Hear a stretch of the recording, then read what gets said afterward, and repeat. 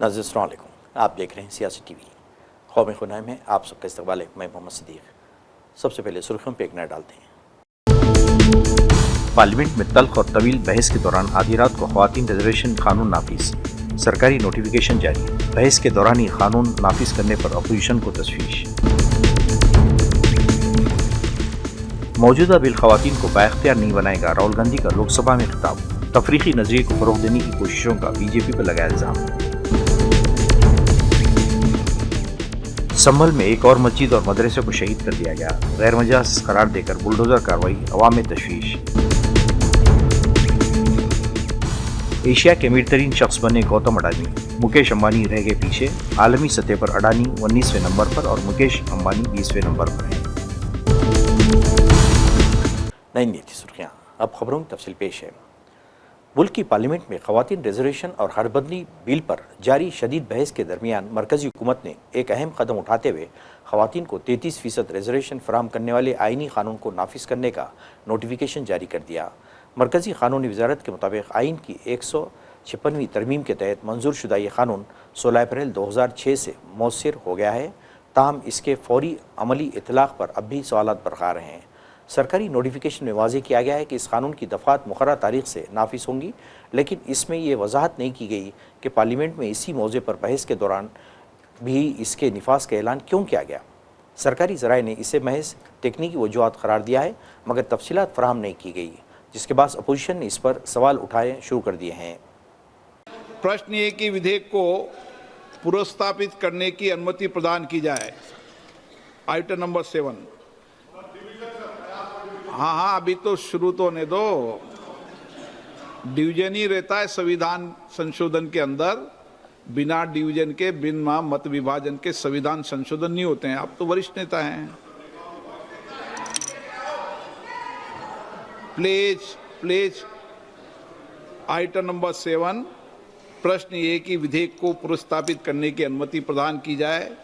जो सदस्य इसके पक्ष में हैं वह हाँ कहें, जो सदस्य विरोध में ना कहें। मेरे विचार में निर्णय हाँ वालों के पक्ष में।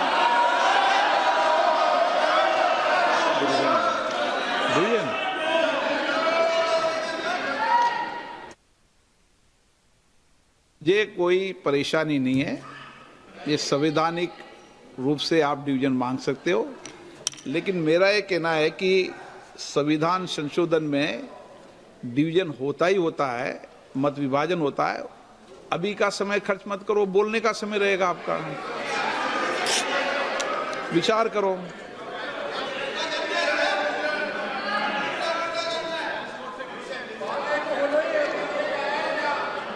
बाद में तो मत विभाजन होना ही होना है, क्यों समय खर्च करते हो? मांगना ही है। ओवैसी साहब सबसे ज्यादा चिंतित हैं आज।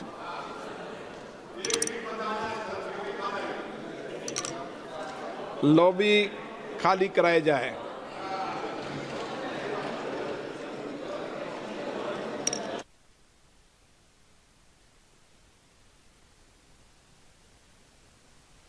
लॉबी क्लियर हो गई है महासचिव जी।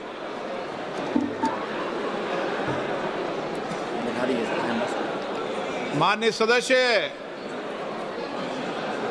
प्लीज माननीय सदस्य सब अपनी अपनी सीट पे बैठिए।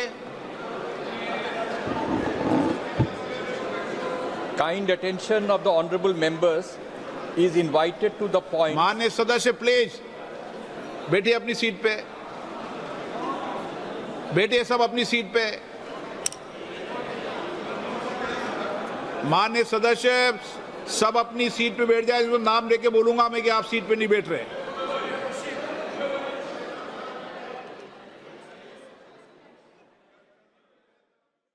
पार्लियामेंट में जारी बहस के दौरान मरकजी वजीर बराए पार्लिमानी उमूर किरण रिजिजू ने ऐलान किया कि इस मामले पर ऐवान में वोटिंग शाम 4 बजे होगी और हुकूमत को मुकम्मल उम्मीद है कि इससे वसी हिमायत हासिल होगी।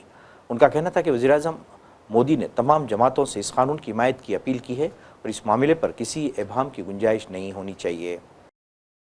कांग्रेस रहनुमा राहुल गांधी ने लोकसभा में ख़वातीन रिजर्वेशन से मुताल्लिक़ जारी बहस के दौरान हुकूमत पर सख्त तनकीद करते हुए कहा कि मौजूदा बिल ख़वातीन को हकीकी मानों में बाइख्तियार बनाने के बजाय इंतखाबी हलकों की हदबंदी के ज़रिए सियासी नक्शा तब्दील करने की कोशिश है। इन्होंने मुतालबा किया कि इससे मुतालिक लाए गए तरमीमी बिल वापस लिए जाएँ और 2023 का असल ख़वातीन रिजर्वेशन बिल दोबारा पेश किया जाए, जिसकी हिमायत अपोजिशन फौरी तौर पर करने को तैयार है। इन्होंने मरकज़ पर इल्ज़ाम लगाया कि वो आइन की रूह के बरखिलाफ एक ख़ास नज़रिए को आगे बढ़ाना चाहती है जो समाजी इंसाफ के उसूलों के मुनाफी है।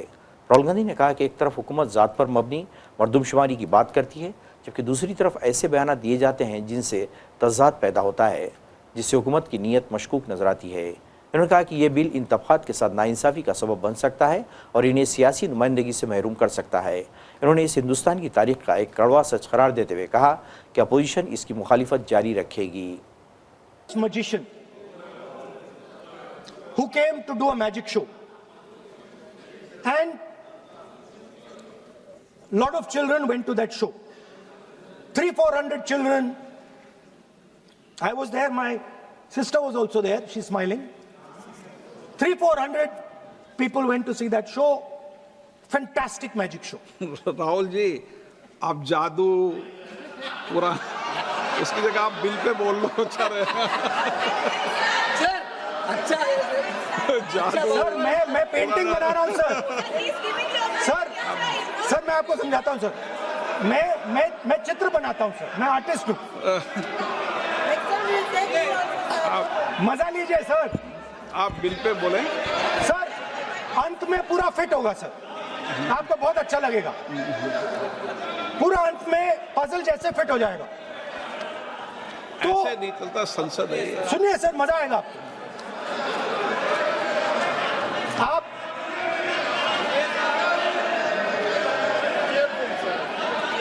पार्लियामेंट मर्यादा से चले, ये मेरी जिम्मेदारी है, इसलिए मैं कहता हूं।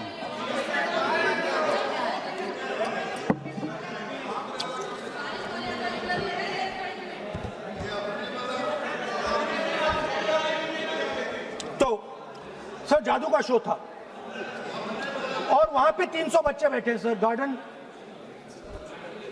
गार्डन में था, जादूगर था सर, लाल रंग का कैप पहना हुआ था। उसके सामने 2-3 मेज़ें टेबल्स, एक पे वो टोपी, एक पे 2-3 बॉल थी, उसके इम्प्लीमेंट्स थे। उसने शुरू किया सर। पहले उसने पहले टोपी उठाई और टोपी में से उसने खरगोश निकाला ऐसे। उधर अपोजिशन ने हुकूमत के इरादों पर सवाल उठाते हुए कहा कि इस कानून के निफाज को मुस्तकबिल की मरदमशुमारी और हदबंदी से जोड़ना दरअसल सियासी हिकमत अमली का हिस्सा है। कांग्रेस रहनुमा प्रियंका गांधी ने कहा कि अगरचे उनकी पार्टी ख़वातीन रिजर्वेशन की हिमायत करती है, लेकिन मौजूदा खाके में कई अहम नुकात को नज़रअंदाज किया गया है। ख़ासतौर पर नई मरदमशुमारी का जिक्र शामिल न होना तशवीश का बास है। अपोजिशन का कहना है कि वक्त और तरीक़ेकार पर शिफाफियत ज़रूरी है ताकि इस अहम कानून पर किसी किस्म की शुबहात बाकी ना रहें। का एक छोटा सा बैकग्राउंड बताना चाहती हूँ, क्योंकि प्रधानमंत्री महोदय जी ने अपने भाषण में काफ़ी जिक्र किए कि किसने रोका, कैसे रोका, 30 सालों से कैसे ये निर्णय रोका गया। तो इसका बैकग्राउंड ये है, मेरे सत्ता पक्ष के साथियों को शायद ये बात पसंद नहीं आएगी, लेकिन इसका ऐतिहासिक बैकग्राउंड ये है कि इसकी शुरुआत भी नेहरू नाम के एक व्यक्ति ने ही किया। लेकिन घबराइए नहीं, ये वो नेहरू नहीं है जिनसे आप इतना कतराते हैं।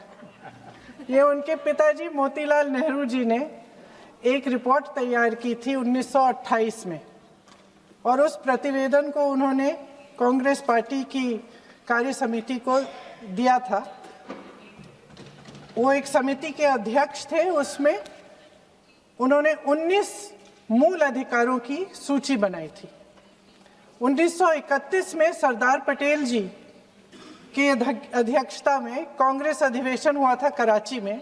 उस कराची अधिवेशन में इस प्रस्ताव को पारित किया गया और वहीं से ये शुरुआत हुई कि महिलाओं का समान अधिकार हमारे देश की राजनीति में शामिल हुआ।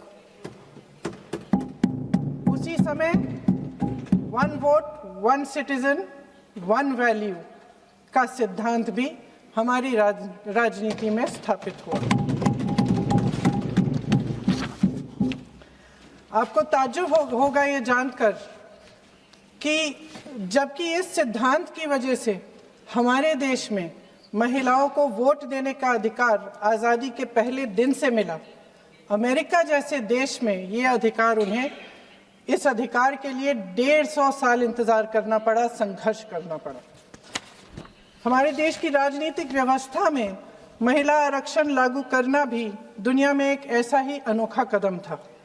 पंचायतों और नगर पालिकाओं में 33% आरक्षण का प्रावधान भी भारतीय राष्ट्रीय कांग्रेस की सरकार ने स्वर्गीय राजीव गांधी जी के नेतृत्व में सदन पटल पर पहली बार पेश किया, मगर उस समय ये प्रावधान पारित नहीं हो पाया।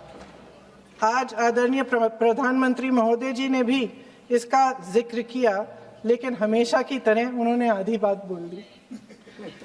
उन्होंने कहा, सदन को ये बताया कि विरोध करने वाले कौन थे, उन्होंने ये नहीं बताया। उन्होंने कहा कि इसका विरोध हुआ, कौन किसने विरोध किया और नहीं बताया। विरोध तो आप ही ने किया था, भाजपा ने। कुछ सालों बाद स्वर्गीय श्री पीवी नरसिम्हा राव जी के नेतृत्व में कांग्रेस सरकार ने कांग्रेस के सीनियर रहनुमा शशि थरूर ने खवातीन रिजर्वेशन कानून में तरमीम के लिए हुकूमत की जानिब से पार्लियामेंट में पेश किए गए मुख्तलिफ बिलों पर सख्त तनकीद करते हुए कहा कि हदबंदी की मौजूदा कोशिश सियासी नोटबंदी साबित हो सकती है। इन्होंने हुकूमत पर इल्ज़ाम लगाया कि वो एक अहम समाजी मसले को पेचीदा इंतजामी अमल से जोड़कर खवातीन की उम्मीदों को गैर यकीनी सूरत-ए-हाल में डाल रही है। लोकसभा में बहस के दौरान शशि थरूर ने कहा कि खवातीन रिजर्वेशन को हदबंदी के अमल से जोड़ना दरअसल हिंदुस्तानी खवातीन की उमंगों को एक ऐसे मरहले में क़ैद करना है जो न सिर्फ मुतनाज़ है बल्कि इंतज़ामी उमूर पर भी निहायत पेचीदा है। उनके मुताबिक इस वक्त मुल्क में खवातीन की सियासी शिराकत के हवाले से तकरीबन तमाम जमातों के दरमियान इत्तफ़ाक़ राय मौजूद है और हर बड़ी सियासी पार्टी इस बात को तस्लीम करती है कि अब सिर्फ अलामती इक़दामात का दौर ख़त्म हो चुका है और हकीकी शमूलियत की ज़रूरत है। Prime Minister says the government has brought Nari Shakti, a gift of justice, but he has wrapped it in barbed wire, tethering the implementation of women's reservation to the expansion of parliament, to numbers from the 2011 census, and an exercise of delimitation. Why, Mr. Speaker, why must we entangle a moral imperative with a demographic minefield? Women's reservation is ready for harvest. खेत की फसल काटने के लिए तैयार है दोस्तों. It can and should be implemented immediately based on our existing parliamentary strength. To link it to delimitation is to hold the aspirations of Indian women hostage to one of the most contentious and complex administrative exercises in our nation's history. Sir, delimitation is not a mere bureaucratic rearranging of maps. It is a profound shift in political power that is intended. Linking women's reservation to it effectively holds the aspirations of Indian women hostage to one of the most contentious political exercises in our history. Such an exercise, sir, carries risks that could strain the very fabric of our federalism, as you heard from the previous speaker. Any delimitation exercise is fraught with complications that could tear at the very fabric of our federalism. We must be candid about what is at stake when constituencies are redrawn based on either current population figures or even the 2011 census. Let's face it, sir, delimitation requires serious discussion. We face a profound demographic divergence. There are at least three major fault lines in our country, sir. First, the balance between small states and big states. Second, the balance between states, particularly in the south like Tamil Nadu or Kerala, which have diligently implemented national goals of population control and invested in inclusive human development. And those states... Rajya Sabha के नामजद रुकन mister Harivansh को जुमे को मुसलसल तीसरी बार ऐवान बाला के deputy chairman के ओहदे के लिए सौती वोट से मुंतखब कर लिया गया। ऐवान के लीडर जगत प्रकाश नड्डा ने मिस्टर हरिवंश को डिप्टी चेयरमैन मुंतखब करने की तजवीज़ पेश की, जिसकी भारतीय जनता पार्टी के रुकन एस फांगनून को न्याग ने तायद की। ऐवान ने इस तजवीज़ को सौती वोट से मंजूर कर लिया। वो इस ओहदे पर मुसलसल तीसरी बार मुंतखब हुए हैं। तजवीज़ पेश किए जाने के दौरान अपोजिशन के अरकान ने इस सिलसिले में कुछ कहना चाहा, लेकिन चेयरमैन ने उन्हें इसकी इजाज़त नहीं दी। अपोजिशन की जानिब से ओहदे के लिए किसी की नामजदगी नहीं की गई थी। ये पहला मौका है जब किसी नामजद रुकन को ऐवान का डिप्टी चेयरमैन मुंतखब किया गया है।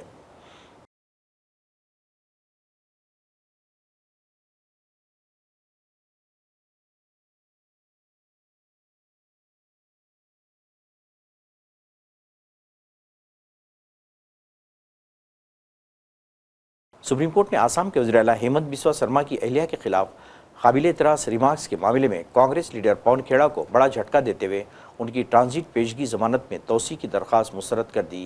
ये मामला आसाम के वज़ीर आला मिस्टर शर्मा की अहलिया की शिकायत पर आसाम पुलिस के जरिए दर्ज की गई एक FIR से मुताल्लिक़ है। पवन खेड़ा ने इल्ज़ाम लगाया था कि मिस्टर शर्मा की अहलिया के पास मुख्तलिफ मालिक के 3 पासपोर्ट हैं। उत्तर प्रदेश के संभल जिले के मुबारकपुर गांव में एक मस्जिद और मदरसे को गैर मजाज करार देकर शहीद कर दिया गया। इस बुलडोजर कार्रवाई के दौरान भारी तादाद में पुलिस तैनात थी। हुक्काम का दावा है कि मस्जिद और मदरसा सरकारी ज़मीन पर तामीर किया गया है। गुज़िश्ता रोज़ भी इसी नौइयत के एक वाक़े में इमाम बाड़े का शहीद कर दिया गया था। रियासती इंतज़ामिया की जानिब से मुसलसिल मदरसों और मस्जिदों को निशाना बनाए जाने पर अवाम में तशवीश पाई जाती है।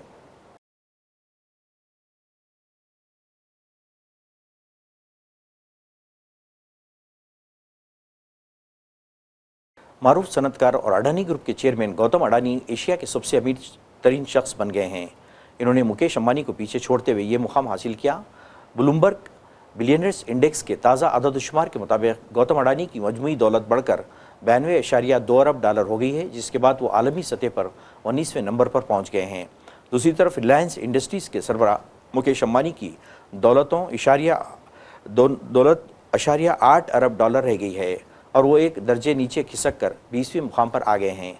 इस तब्दीली ने यह जाहिर किया कि आलमी मईशत में जारी उतार चढ़ाव और जोग्राफियाई सियासी कशीदगी के असरात अमीर तरीन अफराद की दर्जाबंदी पर भी पड़ रहे हैं। कौमी दारुल-हुकूमत ने इस मरतबा अपनी पहली हीट वेव का तजुर्बा किया। दर्जे हरारत 40 डिग्री सेल्सियस से तजावुज़ कर गया है, जो इस साल अब तक का सबसे ज़्यादा। महकमे मौसमियात के मुताबिक सफदरजंग में ज़्यादा से ज़्यादा दर्जे हरारत 40.3 डिग्री सेल्सियस रिकॉर्ड किया गया, जो मामूल से 3.5 डिग्री ज़्यादा है, जबकि कम से कम दर्जे हरारत 20.3 डिग्री सेल्सियस मामूल से 1.3 डिग्री कम है। नाज़रीन, आखिर में सुर्खियों पे कॉर्नर। पार्लियामेंट में तल्ख और तवील बहस के दौरान आधी रात को ख़वातीन रिजर्वेशन कानून नाफिज, सरकारी नोटिफिकेशन जारी। बहस के दौरान ही कानून नाफिज करने पर अपोजिशन को तशवीश। मौजूदा बिल ख़वातीन को बाइख्तियार नहीं बनाएगा, राहुल गांधी का लोकसभा में खिताब। तफरीकी नजरिए को फ़रोग़ देने की कोशिशों का बीजेपी पर लगाया इल्ज़ाम। संभल में एक और मस्जिद और मदरसे को शहीद कर दिया गया। गैर मजाज करार देकर बुलडोजर कार्रवाई, अवाम में तशवीश। एशिया के अमीर तरीन शख्स बने गौतम अडानी, मुकेश अंबानी रह गए पीछे। आलमी सतह पर अडानी 19वें नंबर पर और मुकेश अंबानी 20वें नंबर पर हैं। नाज़रीन, इसी के साथ ही कौमी खबरनामा ख़त्म होता है। मुझे और सारी सियासत की टीम को इजाज़त दें। अल्लाह हाफ़िज़।